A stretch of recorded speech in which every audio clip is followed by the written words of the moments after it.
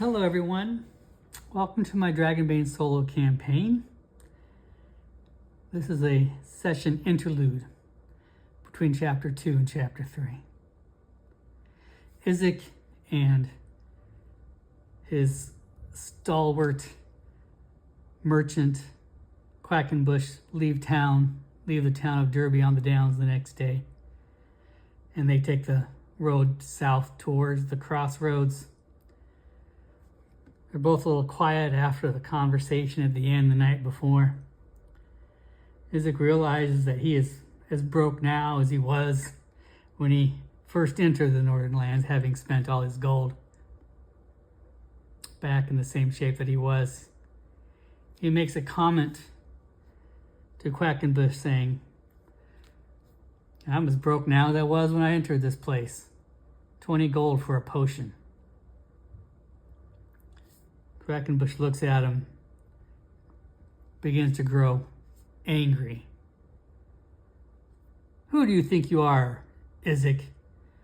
I charge you at cost for that potion. Do you think I can afford to travel 2.5 weeks through these grasslands and walk home with a loss? I have my own family to feed, my own mouths to feed. I noticed that no one in that village offered you a single copper for this potion, offered a single silver to pay you back. You even had to pay a gold for a chicken, like a sucker. I bet they even charged you for that new shield on thy back, didn't they?" Isaac does look a little downcast at that comment. "How much did they charge you to stay at that inn? Yet did they offer a single copper to save the life of their friend? No, Isaac, they didn't. You paid the price, not anyone in that village." Mallards are kind of known for their short temper, and it looks like Quackenbush is getting on a roll. "I know there are 30 people in that village. How many of them even left their homes to see the state of their friend? How many people actually cared outside of Emmett for the state of their friend?" Isaac just kind of stares at him. They begin to continue to march south. Isaac says after a while, "I'm sorry. I spoke hastily." They travel south and eventually hit the crossroads. It looks like Quackenbush has calmed down a bit. "Well, I'll tell you one thing, Isaac. There aren't many kin in this world who would put their life and money on the line to save the lives of a complete stranger." Uzal holds out his hands to shake his hand. Isaac bends down and shakes it.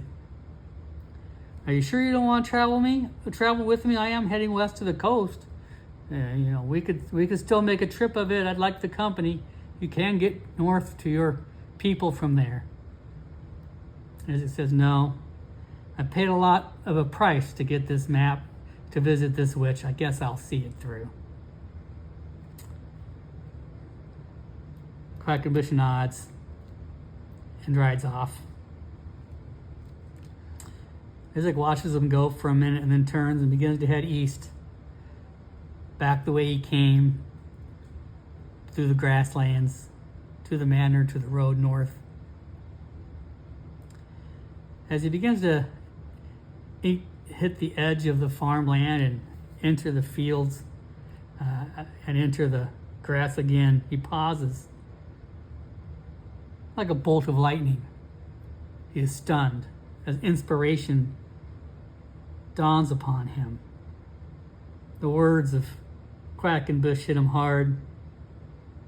The events have hit him hard. Suddenly, maybe he realizes something. "Yeah, go! Pork chop, ride! Ride as fast as you can!" Pork chop bolts like lightning. Suddenly, through the grasslands on the trail, as fast as he can. Pork chop loves to run fast. He loves to let loose. The tall grass now on either side of the path will whistle through Isaac's ears as he runs and rides down this road. Everything is suddenly becoming clear to Isaac. He forgot to ask the people of the village about the strange symbols and notes that were left for him, the arcane cursed signs, the message. But it's already been clear from the voice that's speaking to him. He understands something now. Why? Why were there bandits alone, charging a measly 2 silver toll to pass on a road that no one travels in? Isaac now knows why. Why is there a manor house, empty and haunted? A cycle of dismay and death, where a king sends a disobeying lordling to these lands to take rulership, for that lordling only to try to tame the land, die, haunt the place, and the cycle repeats itself over and over again.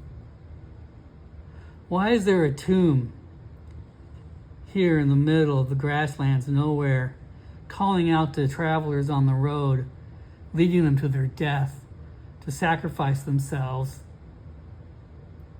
to preserve an ancient altar of a dead people?